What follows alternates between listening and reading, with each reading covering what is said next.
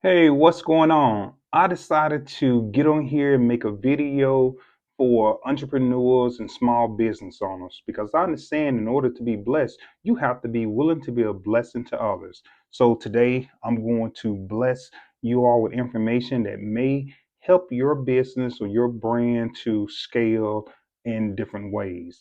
Now, as old folks say, there's no need of buying a cow if you get the milk for free.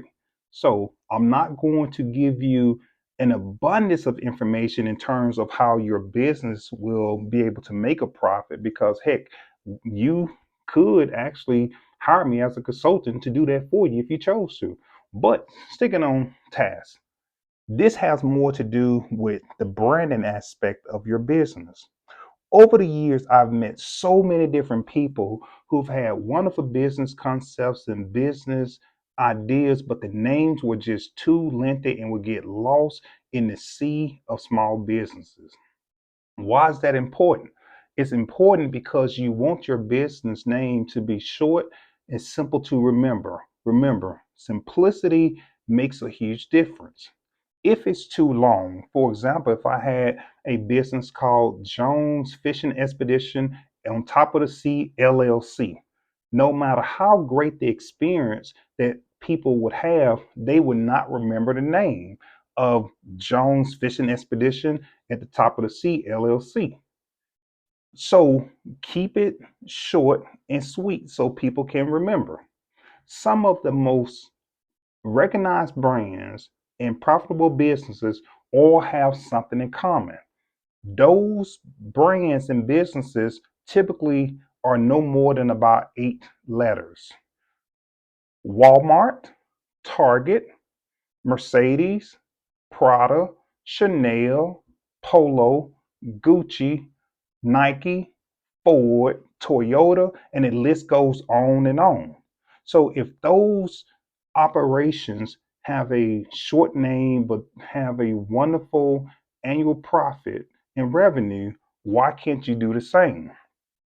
Primarily because small business owners are so in love with the names of their business that they fail to recognize that other people may not be. And that means that folks won't remember it. And that means that because they don't remember it, how can they tell somebody else about it? The shirt that I'm wearing, CEO of Me, is a brand that I created back in 2013 that simply means that I am the chief executive officer of myself. A simple brand with a powerful logo. Now, throughout the years, I have worn the shirt or the shirts, and others have asked, where can they get the shirt and where did this come from? Well, here it goes. So, I also had a small chain of salons and barbershop called CEO of Me. And in those locations, I had merchandise, and these shirts were a part of that brand. So there were hats, there were sweatsuits, there were t-shirts, all colors, and they did extremely well. In fact, I had more than 5 locations that expanded 3 separate states, and it had a wonderful annual profit. At the peak, there were about 68 different employees that worked for CEO Cuts.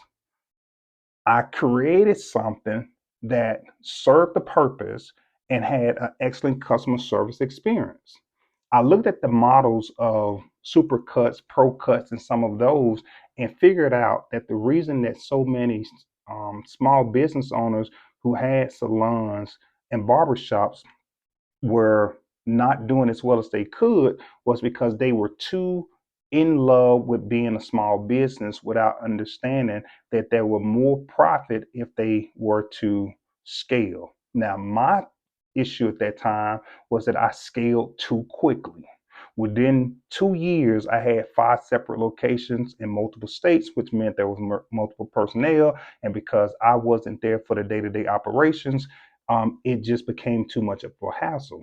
So I ultimately liquidated the equipment, retained the name and logo of the operation, so at any time I could always hit the reset button.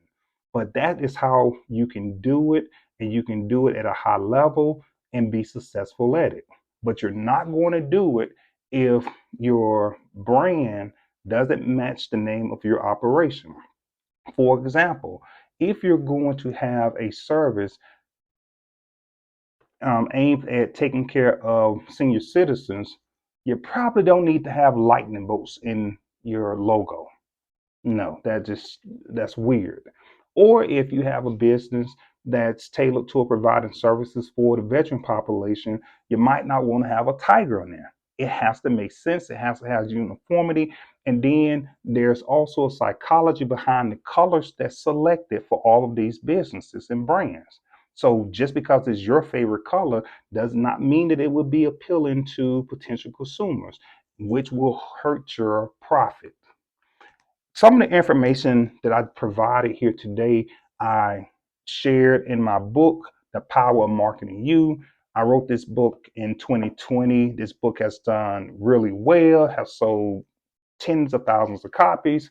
And there's information in this. So, one of the chapters of the book, in fact, is know your product, which means that you have to know the product well enough to sell it to other people. So, I'm not going to read anything from the book for you.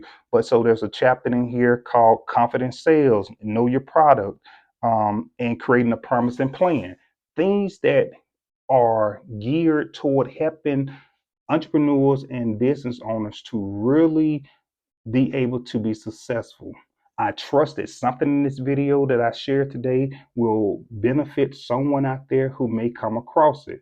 If you like this content, please feel free to like, share, and subscribe to my channel because I try to do my best to make sure that I keep a balance between talking about social, political, and entrepreneurial things on this channel. So until the next time, stay encouraged, and I will talk to you later.